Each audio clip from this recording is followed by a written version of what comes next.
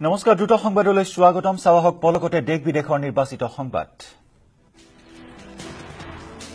জেহাদীৰ বিৰুদ্ধে তীব্ৰ অভিযান চলাইছে অসম আৰক্ষীয়ে হুজাই লংকা নগাঁৱত তীব্ৰ অভিযান অসম আৰক্ষীৰ কমৰুদ্দিনক গ্ৰেপ্তাৰৰ পিছতে ইতিমধ্যে গ্ৰেপ্তাৰ কৰা হৈছে আৰু 7 জনক কমৰুদ্দিনৰ ঘৰতে শিপাইছিল জেহাদ কমৰুদ্দিনৰ ককায়েক সাইফুল ইছলামক 10 দিনৰ আৰক্ষীৰ জিম্মালৈ প্ৰেৰণ ইতিমধ্যে গ্ৰেপ্তাৰ কৰা হৈছে শাহনৱাজ আলম সাইদুল আলম উমৰ ফাৰুক আৰু সাইফুল ইছলামক গ্ৰেপ্তাৰ কৰা হৈছে ৰিয়াজউদ্দিন ভূঞা বাহাৰুল ইছলাম আৰু জয়নাল আহমেদক আজি আদালতত হাজিৰ কৰোৱা হ'ব ৰিয়াজউদ্দিন ভূঞা বাহাৰুল ইছলাম আৰু জয়নাল আহমেদক হিজবুল মুজাহিদিনৰ বাবে অস্ত্ৰ সংগ্ৰহৰ দায়িত্বত আছিল ৰিয়াজউদ্দিন ভূঞা হুজাইত বাহৰ পাতি আছে উত্তৰ প্ৰদেশৰ এটিএছৰ এটা দল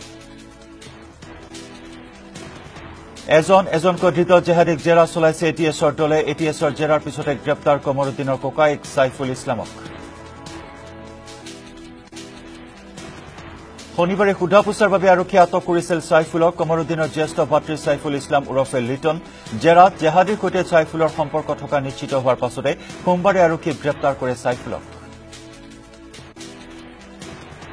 অসমৰ পৰা অতি শীঘ্ৰে মহিমূৰ কৰিব লাগে জেহাদীক শীঘ্ৰে ব্যৱস্থা নললে আগন্তুক দিনত অসমত জেহাদীয়ে সৃষ্টি কৰিব পাৰে ভয়ংকৰ পৰিস্থিতি অসমত বৃদ্ধি পোৱা জেহাদী সম্পৰ্কত উদ্বিগ্নতা প্ৰকাশ কৰি এই মন্তব্য কেন্দ্ৰীয় ৰেল ৰাজ্যমন্ত্ৰী ৰাজেন গোহাঁইৰ মৰিগাঁৱত স্বচ্ছ ভাৰত অনুষ্ঠানত অংশগ্ৰহণ কৰি এই মন্তব্য মন্ত্ৰীগৰাকীৰ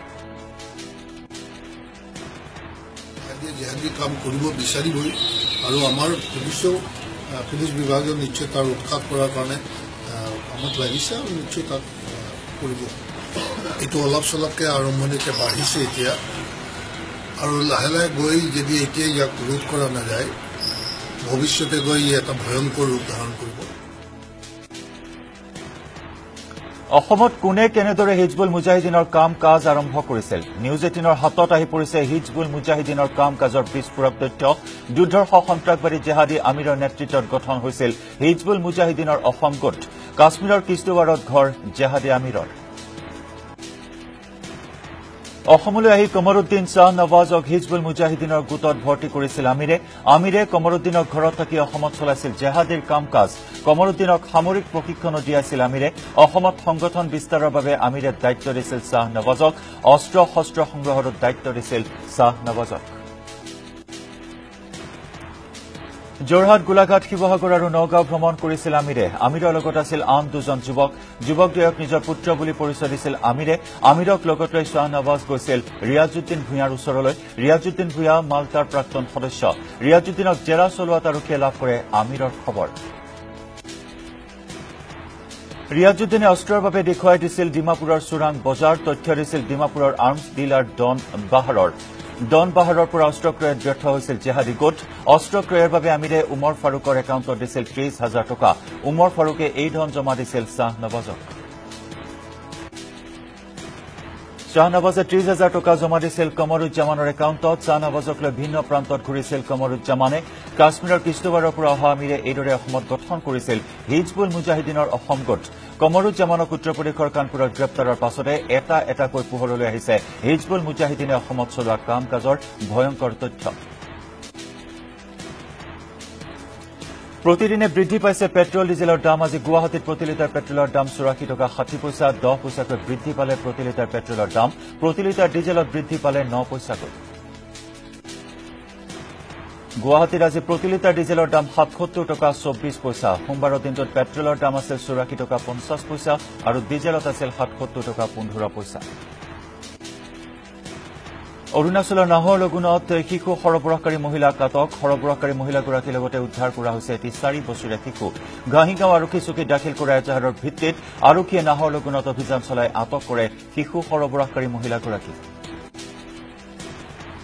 গহপুৰৰ হেলেমৰ আমজাৰণীৰ আত্মীয়ৰ ঘৰলৈ ফুৰিবলৈ আহি অতি কৌশলেৰে ঘাঁহিগাঁৱৰ এগৰাকী মহিলাৰ কন্যা সন্তানটিক বিক্ৰীৰ বাবে লৈ আহে মহিলাগৰাকীৰ বিৰুদ্ধে পূৰ্বেও গহপুৰ আৰক্ষী থানাত শিশু সৰবৰাহৰ গোচৰ ৰুজু হৈ আছে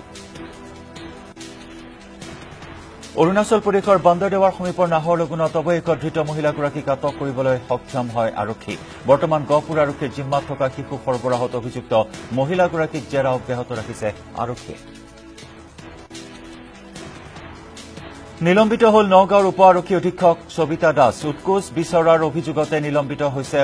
আৰক্ষী বিষয়াগৰাকী 4জন যুৱকৰ পৰা বিচাৰিছিল উৎকোচ উল্লেখযোগ্য যে কৰ্মচাৰীৰ দ্বাৰা উৎকোচ বিচাৰিছিল সবিতা দাসে নিউজ 18ৰ বাতৰিৰ পাছতে নিলম্বন ঘোষ কৰা আৰক্ষী বিষয়াগৰাকী ইতিমধ্যে গ্ৰেপ্তাৰ কৰা হৈছে থানাৰ কৰ্মচাৰীগৰাকীক গ্ৰেপ্তাৰৰ লগতে নিলম্বনো কৰা হৈছে কৰ্মচাৰীগৰাকীক গোচৰ ৰুজু হৈছিল সবিতা দাসৰ বিৰুদ্ধেও নগাঁও আৰক্ষীয়ে নিজাকৈ ৰুজু কৰিছিল গোচৰ পাঠশালা চিকিৎসালয়ত মোবাইলৰ পোহৰতে ৰোগীক চিকিৎসা চলালে চিকিৎসকে 12 ঘণ্টাত 1 ঘণ্টাহে থাকে বিদ্যুৎ বিশ্বকৰ্মা পূজাৰ দিনটোতে পাঠশালাত কেৰুণ লাগিল শক্তি বিভাগত 12 ঘণ্টাত 1 ঘণ্টা বিদ্যুৎ যোগান পাঠশালাত বিদ্যুৎ বিভাগৰ ব্যৰ্থতাৰ বাবে অন্ধকাৰত দৰব গ'ল সমগ্ৰ বজালী মহকুমা বিদ্যুৎ সেৱা ব্যাহত হৈ পৰাৰ ফলত হাহাকাৰ অৱস্থা পাঠশালাৰ শ্বহীদ মদন ৰাউতা অসামৰিক চিকিৎসালয়ত কেইবা ঘণ্টা ধৰি অন্ধকাৰ হৈ থাকিল চিকিৎসালয়খন যাৰ ফলত চিকিৎসালয়খনৰ মোবাইলৰ পোহৰতে চিকিৎসা প্ৰদান কৰে চিকিৎসাকৰ্মীয়ে আনহাতে উৎকট গৰমত ছটপটাইছে চিকিৎসালয়ৰ ৰোগীসকলে অৰ্জুন বঁটাৰ বাবে মনোনীত হৈছে এথলীট হিমা দাস এছিয়ান গেমছত 3টা পদক লাভ কৰিছিল হিমাই অৰ্জুন বঁটাৰ বাবে মনোনীত পঞ্চমগৰাকী অসমীয়া হিমা 25 ছেপ্টেম্বৰত ৰাষ্ট্ৰপতিয়ে প্ৰদান কৰিব অৰ্জুন বঁটা নগদ 5 লাখ টকাৰ লগতে প্ৰদান কৰা হ'ব ট্ৰফি ইয়াৰ পূৰ্বে অৰ্জুন বঁটা লাভ কৰিছিল ভোগেশ্বৰ বৰুৱা মনালিসা বৰুৱা মেহতা জয়ন্ত তালুকদাৰ আৰু শিৱ থাপাই 2018 বৰ্ষৰ অৰ্জুন বঁটাৰ বাবে মনোনীত হৈছে নীৰজ চোপ্ৰা জিনছন জনছন হিমা দাস সিক্কি ৰেড্ডী সতীশ কুমাৰ স্মৃতি মান্ধনা শুভঙ্কৰ শৰ্মা ইয়াৰ উপৰি মনপ্ৰীত সিং সবিতা ৰবি ৰাথোৰ ৰাহি সৰান ভাট অংকুৰ মিত্তল শ্ৰেয়শ্ৰী সিং মনিকা বত্ৰা জি সাথিয়ান ৰোহন বোপান্না সুমিত পূজা কাদিয়ান অংকুৰ ধামা আৰু মনোজ চৰকাৰেও ইয়াৰ পূৰ্বে লাভ কৰিছিল অৰ্জুন বঁটা আনহাতে 2018 বৰ্ষৰ ৰাজীৱ গান্ধী খেল ৰত্নৰ বাবে মনোনীত হৈছে মীৰাবাই চানু আৰু বিৰাট কোহলি হিমাক অৰ্জুন বঁটাৰ বাবে নিৰ্বাচিত কৰাৰ পাছতে জন্মস্থান ধিঙত আবতৰীয়া দীপাৱলী আতচবাজি ফুটাই আনন্দ প্ৰকাশ কৰিলে হিমাৰ অনুৰাগীসকলে অৰ্জুন বঁটাৰ বাবে মনোনীত হোৱাৰ খবৰ টিভিৰ পৰ্দাত দেখাৰ লগে লগেই ধিংবাসীৰ মাজত আনন্দৰ বন্যা বহুত আনন্দিত হৈছো হিমাই যি অৰ্জুন বঁটাৰ বাবে মনোনীত হৈছে অহা 25 ছেপ্টেম্বৰত তাক এই বঁটা প্ৰদান কৰা হ'ব বুলি আমি গম পাইছো ইয়াতকৈ আৰু আনন্দৰ কথা একো হ'ব নোৱাৰে ইফালে এসপ্তাহৰ বাবে বিশেষ কাৰ্যসূচী হাতত লৈ সোমবাৰে দিল্লীলৈ উৰা মাৰিলে স্বৰ্ণকন্যা হিমা দাসে এসপ্তাহৰ পিছত পুনৰ দিল্লীৰ পৰা অসমলৈ উভতি কেম্পত যোগদান দিব বুলি জানিবলৈ দিলে হিমাই স্বৰ্ণকন্যা হিমা দাসক দেখি দৌৰ দিলে গড়ে গড়ালৰ ভিতৰতে দৌৰি দৌৰি হিমাক অভিবাদন জনালে এটা গড়ে এছিয়ান গেমছত 3টা পদক অৰ্জনৰ পাছত প্ৰথমবাৰৰ বাবে উপস্থিত হোৱাৰ পাছত চিৰিয়াখানালৈ গৈছিল হিমা গড়ৰ গড়ালটোৰ কাষত হিমা উপস্থিত হৈছিলহে আৰু তাৰ পাছতে আৰম্ভ হ'ল গড়টোৰ দৌৰ হিমাই চিঞৰি চিঞৰি ক'লে চাওক এয়া মোৰ 400 মিটাৰৰ দৌৰ ইতিমধ্যে টুইটাৰ যোগে হিমাই ভিডিঅ'টো আপলোড কৰাৰ পাছতে চৰ্চালৈ আহিছে এই গড়টো দুৰাৰোগ্য ৰোগত আক্ৰান্ত হৈ মৃত্যুৰে যুঁজিছে গোৱালপাৰাৰ এগৰাকী অষ্টম শ্ৰেণীৰ ছাত্ৰীয়ে গোৱালপাৰাৰ মাটিয়াৰ ভূপালী নাথ নামৰ ছাত্ৰীগৰাকী দুৰাৰোগ্য কৰ্কট ৰোগত আক্ৰান্ত হৈ সম্পূৰ্ণৰূপে বিকল হৈ পৰিছে এটা বৃক্ক দৰিদ্ৰ পৰিয়ালটোৱে ভূপালীক মুম্বাইৰ টাটা মেমৰিয়েল হাস্পতালত ভৰ্তি কৰোৱাইছে যদিও চিকিৎসাৰ বাবে প্ৰয়োজন যথেষ্ট অৰ্থৰ আৰু ইয়াৰে সৈতে দুটা সংবাদৰ পৰা বিদায় লৈছো নমস্কাৰ